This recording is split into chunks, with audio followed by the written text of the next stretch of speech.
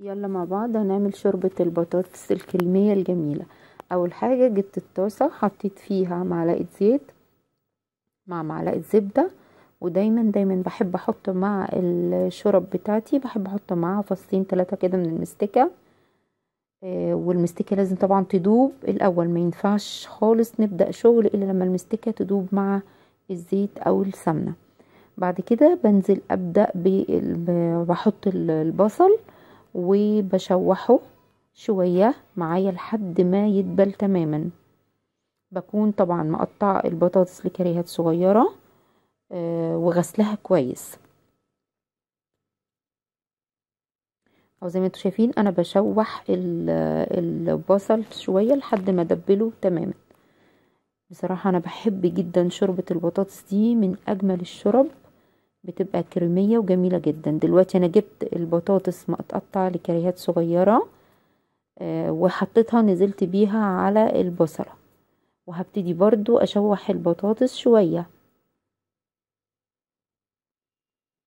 بعد كده بروح نازلة عليها بالشوربة، او لو عندك مرقة، مكعبات مرقة ممكن تستخدميها.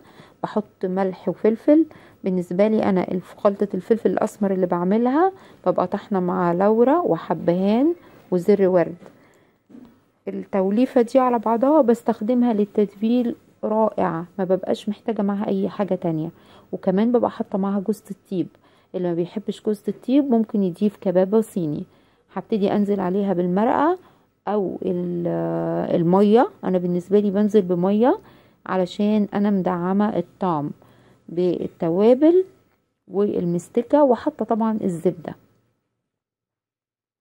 بعد كده بسيبها على النار تغلي لحد ما تستوي تماما. باخدها اضربها في الخلاط، وبعدين بشوف القوام عندي، حسيت ان القوام بتاعها تقيل شويتين بخففها باللبن.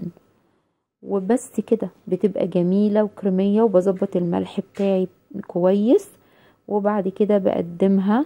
وطبعا طريقة التقديم دايما بقول انها راجعة لذوق اي حد فينا. انا عن نفسي زينتها بعود كده صغير من الشبت، وقدمتها سخنة وجميلة. وطبعا احنا داخلين على الشهر الكريم ان شاء الله. اعملوا بقى جميع الشرب اللي انا هقدمها لكم دي، انا متأكدة وواثقة انها تعجبكم جدا ان شاء الله.